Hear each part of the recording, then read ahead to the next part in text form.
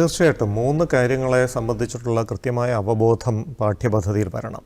നിയമസാക്ഷരത, സാങ്കേതിക വിദ്യാ സാക്ഷരത, മാനസികാരോഗ്യ സാക്ഷരത.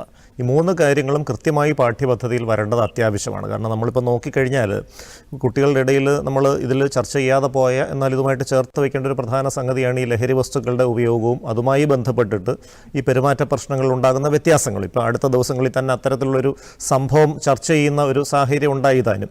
ലഹരി വസ്തുവിൻ്റെ സ്വാധീനത്തിൽ ഒരു കൗമാരപ്രായക്കാരൻ കാണിച്ച ഒരു അതിക്രമം സ്വന്തം വീട്ടിൽ തന്നെ അത് ചർച്ചാ വിഷയമായി മാറുകയും ചെയ്തു. അപ്പോൾ ഈ ലഹരി വസ്തുക്കൾ ഉപയോഗിക്കുമ്പോൾ നിങ്ങളുടെ തലച്ചോറിന് എന്താണ് സംഭവിക്കുന്നത്, നിങ്ങളുടെ തലച്ചോറിന് കേടുവരാതിരിക്കാൻ ആരോഗ്യകരമായ മാർഗങ്ങൾ എന്തൊക്കെയാണ്, ഇതിനെക്കുറിച്ച് വളരെ ശാസ്ത്രീയമായ അവബോധം കുട്ടികൾക്ക് ലഭിക്കേണ്ടതായിട്ടുണ്ട്. അതോടൊപ്പം തന്നെ ഈ സൈബർ ഇടങ്ങളിൽ ഇപ്പോൾ ഇൻഫർമേഷൻ ടെക്നോളജി ആക്ട് അടക്കം കുട്ടികൾ മനസ്സിലാക്കിയിരിക്കേണ്ട നിയമങ്ങളുണ്ട്. പോക്സോ നിയമം അടക്കമുള്ള കാര്യങ്ങൾ കുട്ടികൾ മനസ്സിലാക്കിയിരിക്കേണ്ട കാര്യങ്ങളുണ്ട്. കാരണം നമ്മുടെ മുൻപിൽ തന്നെ അങ്ങനെ വന്നിട്ടുണ്ട്. ഇപ്പോൾ 18 വയസ്സും 1 മാസവും പ്രായമായ ഒരു കുട്ടി, 17 വയസ്സും 11 മാസവും പ്രായമായ മറ്റൊരു കുട്ടി, ഇവർ തമ്മിലുള്ള ഒരു ഇടപെടൽ ഒരു നിയമപ്രശ്നമായി മാറുമ്പോൾ അതിൽ ഉണ്ടാകുന്ന വ്യത്യാസങ്ങളും ഇത്തരം കാര്യങ്ങളെല്ലാം ആ കൃത്യമായിട്ടുള്ളൊരു നിയമ അവബോധം ഉണ്ടാകേണ്ടത് അത്യാവശ്യമാണ്. അതോടൊപ്പം തന്നെ ഈ മാനസിക ആരോഗ്യ സംബന്ധമായിട്ടും നിയമസംബന്ധമായിട്ടുള്ളൊരു അവബോധവും ഉണ്ടാകേണ്ടതുണ്ട്.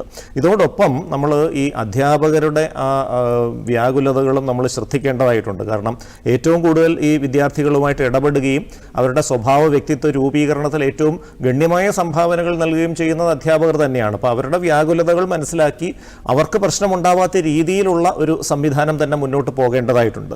ഞാൻ നേരത്തെ സൂചിപ്പിച്ച ജീവിത നിപുണതാ വിദ്യാഭ്യാസമൊക്കെ വിദ്യാഭ്യാസ പാഠ്യപദ്ധതിയുടെ ഭാഗമായിട്ട് തന്നെ നടപ്പിലാക്കുന്ന ഒരു സാഹചര്യം വന്നാൽ ആദ്യം കുറച്ച് ഒരു അസൗകര്യമായിട്ടൊക്കെ തോന്നാമെങ്കിൽ പോലും കൃത്യമായിട്ട് ഈ സ്കിൽ ഡെവലപ്മെൻറ്റ് ട്രെയിനിങ് നടന്നു കഴിഞ്ഞാൽ വലിയൊരളവ് വരെ ഇത്തരത്തിലുള്ള പ്രതിസന്ധികളെ നമുക്ക് മറികടക്കാൻ സാധിക്കും എന്ന് തന്നെ ഞാൻ വിശ്വസിക്കുന്നു.